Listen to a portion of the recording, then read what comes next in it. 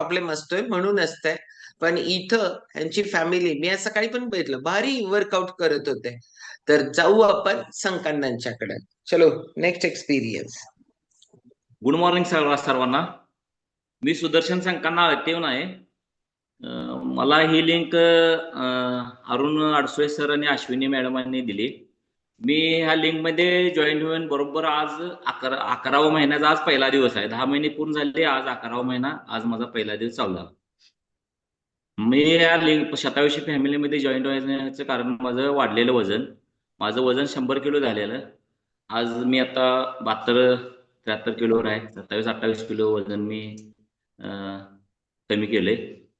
आणि सुरुवातीला माझं वजन एवढं वजन वाढलेलं याचं कारण मी सुरुवातीला म्हणजे ज्या वेळेला या 10 वर्षाच्या मागं मी एवढा काटक आणि एवढा हे होतो, असं मी 16 तास 12 तास 16 तास पाळी करत होतो.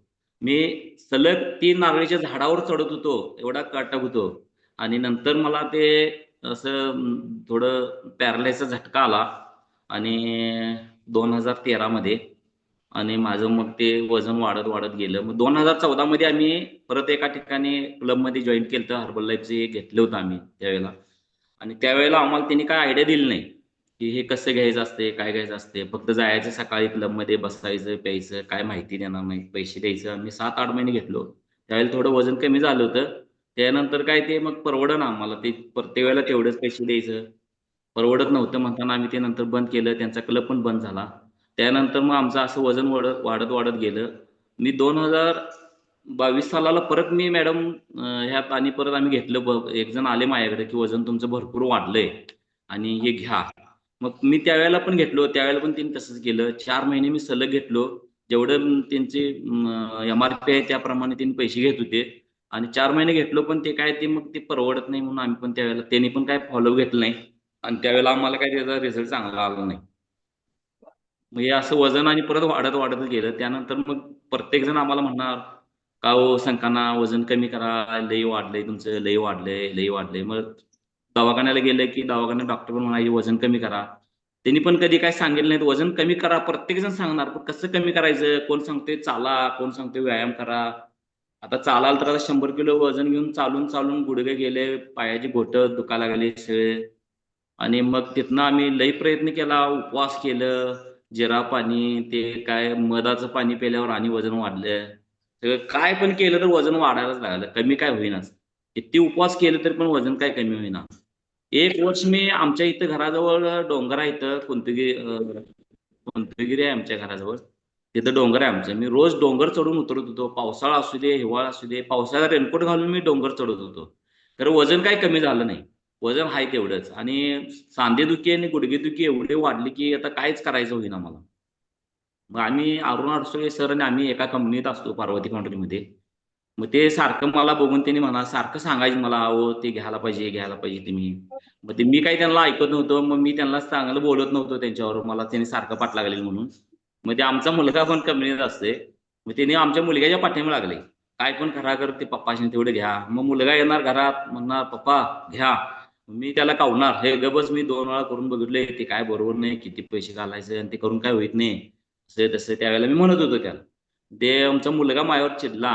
अरुण सर पण मला म्हणले, अहो एकदा करून बघा. मॅडम आणि सर एकदा घरातच येऊन बसलेत, घ्यायलाच पाहिजे तुम्ही, काय होते बघा, एकदा आमच्याकडनं घेऊन बघा तुम्ही, नाही फरक पडला तर घेऊन नका म्हणाले. बरं म्हणलं द्या एकदा, 1 महिना करून बघतो. आणि 1 महिना 1.5 महिना म्हणजे असं आमच्या मॅडमांनी जबरदस्तीने मला ते द्यायला लागले. घरात मध्ये ते घ्यायचंच, ते केल्याशिवाय जायचं नाही. सकाळी उठायचं वर्कआउट करायला. मॅडम आणि सर रोज फोन करायचे उठा.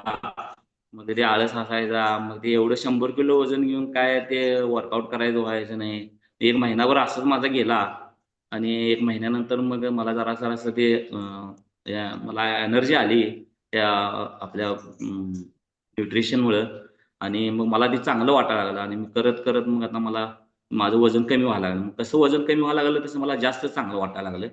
आणि माझं एकदम एवढं आता वजन कमी झालं. ह्या 2 वर्षाच्या मागं मला एक नवीनच प्रॉब्लेम चालू झाला. माझ्या हाताला सगळ्या असं भेगा पडल्या असं. आणि सगळ्या हातातनं रक्त फुटायला लागलं. सगळं असं हातात काय गाडीची मूठ धरायला येईना. जसं पायाचे टाचा कसं फुटतात तसं हे माझा हात पूर्ण सगळं असं असं रक्त यायला लागलं माझ्या हातातनं, असं सगळं पूर्ण हे हात माझा हे झालता. त्याच्यावर पण मी 2-3 वर्ष झालं भरपूर उपचार करत होतो, दवाखान्याला जात होतो, औषध गोळ्या घेत होतो. डॉक्टर म्हणायचे हे हे नेमकं कशामुळे होतं हे मला कोण सांगितलं नाही. मी विचारणार कशामुळे होतं हे सांगा, तर त्यांनी कोण डॉक्टर सांगितले नाहीत. मग ते गेले की त्यांनी काय तर मलम द्यायचे, रोज लावायचं, झोपताना लावायचं, उठताना लावायचं, सारखं लावायचं. गेले की 2 इंजेक्शन करणार, गोळ्या ढीगभर देणार, हे 15 गोळ्या खावा, काय होते बघा. असं 2-3 वर्षी गेली माझी. पण मी ह्या ह्या हे जे आपले हर्बल लाईफचं न्यूट्रिशन घ्यायला चालू केलो, मी काय ह्यासाठी चालू केलं नव्हतं. मी माझ्या वजनासाठी चालू केलं होतं. मला काय माहित नव्हतं ह्याच्यामुळे काय होईल काय नाही. पण मला असं 3 महिन्यात मला का नाही असं हे भेगा माझ्या कमी, हाताच्या रक्त फुटायचं ते कमी कमी व्हायला लागलं. आणि चालू केल्यापासून 4 ते 4.5-5 महिन्यात म्हणजे माझं पूर्ण हात पहिल्यासारखं झालं. आणि आता पूर्ण माझा हात हे पूर्ण हाय तसं एकदम क्लिअर कट झाले. आता परत मला काय ते झालं नाही. आणि औषध गोळ्या मी त्यावेळेला पण सगळ्याच दवाखान्यात त्यांच्या बंद करून टाकल्या. बीपीच्या गोळ्या होत्या त्या पण सगळ्या माझ्या बंद झाल्या. आणि माझ्या मिसेसचा पण प्रॉब्लेम 4-5 वर्षाच्या मागे आमच्या मिसेसला पण असं जरा असं डेंग्यूची साथ आल्या त्यावेळेला. आणि त्याला त्या डेंग्यूच्या ह्याच्यात अगदी दवाखान्यात ऍडमिट केलं, मग ते काय जगते असं झालं. त्यावेळेला त्याला शुगरचा त्यावेळेला हे चालू झालं. पहिला काय नव्हतं पण त्यावेळेला शुगर तिला चालू झाली. पहिला 400 असायची शुगर, नंतर ते दवाखान्यात गोळ्या त्यांनी चालू केल्या. 250-300 शुगर तिला असायची. रोज एक गोळी तिची सकाळी चालू केली डॉक्टरनं, पण त्या गोळ्या काय तिच्या कमी पण होईनात आणि ती शुगर पण काही कमी होईना. जवळ-जवळ 2 वर्षानं तिला परत 1.5 गोळ्या केल्या. सकाळी 1 आणि संध्याकाळी अर्धी. परत आणि 1 वर्षानं परत आणि 2 गोळ्या केल्या सकाळ संध्याकाळ. पण त्या 250-300 शुगर ती असायची, काही कमीच झाली नाही शुगर. पण मी चालू केल्यावर हे हर्बलचं मी हे न्यूट्रिशन चालू केलं. चालू केल्यावर 1-2 महिन्यानं मग आम्ही हे मॉर्निंग न्यूट्रिशनचं रोज ऐकत होतो आम्ही. मग ऐकल्यावर आम्हाला पण कळालं की कुणाचं शुगर कमी झाल्या, कुणाचं बीपी कमी झाला, हे कमी झालंय, ते कमी झालंय. मग आमच्या मिसेसला म्हणलं तू पण घे आणि चालू कर म्हणलं, एकदा बघूया काय होते तुझं. तिनं चालू केल्यावर 1 महिन्यानं तिची 116 शुगर झाली. 1 महिन्यानं तिची चेक केल्यावर. मग आता मग डॉक्टर म्हणले ती एक गोळी कमी केली. मग तिथनं आणि 1 महिना गेल्यावर मग ती दुसरी गोळी मग तिने पण ती बंद केली. आणि तिची शुगर आता 110-115 कंटिन्यू असते. आता जवळ-जवळ ती पण आता 6-7 महिने घेत्या. आणि आमच्या 2 मुलं आहेत. दोन्ही मुलं पण आमची घेतात. एक तर थोरल्या मुलग्याचं पण वजन 10 किलो जादा होतं. त्यानं पण चालू केला. त्याचं पण 2-3-4 महिन्यात त्याचं पण वजन एकदम आता 72-73 किलोवर आहे. म्हणजे नॉर्मल आहे, याचं बरोबर आहे. 2 नंबरचा मुलगा आहे त्याचा पण तो पहिल्यापासून आहेच, पण त्याला आम्ही हेल्थ म्हणून त्याला आम्ही चालू करतोय. तो रोज सकाळी एकदा शेक घेऊन जातोय कंपनीत. आणि 2 सुना आहेत त्यांचं वजन कमी होतंय. मग त्यांनाशी मग आम्ही डायनोशेक चालू केला आणि पूर्ण त्यांनी घेतात रोज सकाळी. दोघी पण घेतात. त्यांचं पण आता 5-6 किलो वजन वाढले. आता त्या पण हेल्दी एकदम आहेत. कधी काय हे दुखते ते दुखत नाही म्हणत नाहीत. वर्कआउटला असतात रोज. वर्कआउट करतात. आणि माझे 2 नातू आहेत. एक नात आहे, एक नातू आहे. दोघं जण पण जवळजवळ आता 5-6 महिने तिने आता डायनोसिक घेतात कंटिन्यू. एकदम एवढे हुशार झाल्यात की संकांना सर माझा एक प्रश्न आहे. आणि तो हां. प्रश्न म्हणजे एकट्याला खायला परवडत नाही म्हणून एवढं दिवस थांबला आणि आता अशी लिस्ट सांगायला लागलाय की बायको घेत्या, पोरगा घेतोय, मग धाकटा पोरगा घेतोय, मग 2 सुना घेत्यात, मग 2 नातू घेत्यात. आता कसं? आई पण घेते आमची. हा भरपूर आता आई पण घेत्या. मग आता कसं परवडतंय?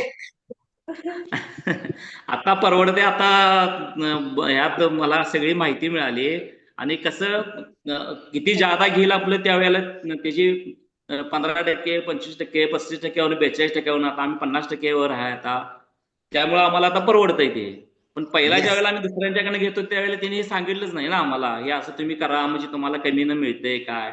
म्हणजे हं? तुम्हाला मंथली इव्हेंटला बोलवलं नव्हतं म्हणून कोल्हापूरला या म्हणून का सांगतोय इव्हेंट आम्ही तुम्हाला? इव्हेंट तर काय माहितच नव्हती. इव्हेंट असत्या हे काय माहितच नव्हतं आम्हाला. त्यांनी काय कोण सांगितलंच नाही ते आम्हाला. त्यांनी नुसता हा. फक्त काय झालंय, 1 महिना संपायच्या अगोदर फोन करायचे बरोबर. संपले काय हाय, लगेच पैसे पाठवा. गुगल पे केल्यावर त्यांनी लगेच पाठवायचे, पोच करायचे. आता किती एवढंच लोकांना आम्हाला. मदत केलंय संकांना सर एकूण टोटल? मी आता तरी पण एक 20-22 लोकांनी मदत केली. हा 22 लोकांना मदत केल्यामुळं हे सगळंच्या सगळं फ्युअल त्यांना फ्री पण पडतंय म्हणून एवढ्या हा. सगळ्यांना आपण देऊ शकतो. कारण का की मी म्हणून सगळ्यांना बोलते की महाग आहे म्हणून थांबू नका, त्याला स्वस्त नाही फ्री करता येतं. पण एवढं सकस, एवढं संतुलित आपल्या पोटात जाऊन स्वतःच्या बॉडीची हेल्थ मेंटेन करणं, छानपैकी टिकवणं आणि हे सगळं समजून घ्यायला मंथली इव्हेंट कधी असतो त्यावेळेला जाणं, या सगळ्या लोकांबरोबर भेटणं, कॉन्फिडन्स बिल्ड करणं हे खूप महत्वाचं आहे. मॅडम, मला सगळ्यात जास्त मला आभार मानायचा आहे अश्विनी मॅडमांचं आणि अडसरे सरांचं.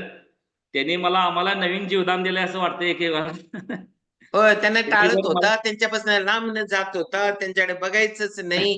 तर असं काय नाही. ओके. माझा स्वभाव एवढा मॅडम एवढा स्वभाव माझा रागीट होता की माझ्या समोर यायला कोण पण असं म्हणजे अगदी विचार करून बोलणार. त्याला काय तर म्हटलं की फाड करून बोलते, कशाला ह्याच्यावर बोलायचं असं त्यांनी माझ्यावर यायला. अरुण सर पण जास्त माझ्या समोर यायला नाही, त्याला जास्त बोलायला नको असं म्हणायचे. त्यामुळे नाही, आणि आता खूप बदल होतो. घरात खूप. मॅडम मुलं पण सुना पण अगदी बोलताना अगदी कमी बोलायचं माझ्यावर, का एकदम लई रागीट स्वभाव होता. आणि आता माझ्या स्वभावात एवढा फरक पडलाय की मला आता राग येत नाही, असं असं झालंय आता. सायकोलॉजिस्टला जाऊन जर विचारलं स्वभावात बदल होतो का, होत नाही असं सांगितलं जातं, पण होतो माझ्या प्रयत्न स्वभावात एवढा बदल केल्यानंतर. झाला की माझं मला मला माहिती आहे ना आता माझ्या स्वभावात किती बदल झाला आहे ते. येस. प्रत्येक इव्हेंटला येतो, एवढं भारी वाटते मला इव्हेंट मध्ये यायला. तर एक इव्हेंट चुकवत नाही. परवाच्या इव्हेंटला मॅडम 22 तारखेला एवढं काम होतं, एवढं म्हणजे 22 यायचं का नाही म्हणून आम्ही तिकीट काढलो होतो, तरी पण सगळ्यांनी दुसरीकडे सगळीकडे पाठवलो. सगळ्यांच्याकडे म्हणजे कोण वारलेलं, कुठं दिवस होता, सगळ्यांनी पाठवलो. खरं मी लेट ना आलो, खरं तिथे इव्हेंटला आलो मॅडम. येस. हा, लगेच प्रमोद शिंदे सर टाकायला लागले, मुंबईवाले 8 मार्च तिथं प्रोग्राम आहे, या सगळेच जण. काही लॉजिक लावू नका, आपलं डोकं काय काम देते बघा, तिथं आता सध्या जिथं आहोत तेवढंच सांगता येते. पुढे जायचंय, स्वस्त पडायचंय, फ्री पडायचंय, खूप लोकांना मदत करायचंय, पुण्यही कमवायचंय. 8 मार्च आणि 15 मार्च कोल्हापूर, त्यामुळे भारी पुढचं सगळं ही आहे. ओके, लगेच अश्विनी टाकतं बघा, 15 मार्च कोल्हापूर. शिंदे सर सांगतात 8 मार्च मुंबई. त्यामुळे इव्हेंट खूप महत्वाचे असतात, जॉईन करा. ओके, चलो. सगळ्या लोकांना खूप ज्या गोष्टीबद्दल उत्सुकता असते ते म्हणजे शुक्रवार डॉक्टरांचा टॉपिक. ऍक्च्युली आज आपण त्यांचा खूप वेळ घेतला.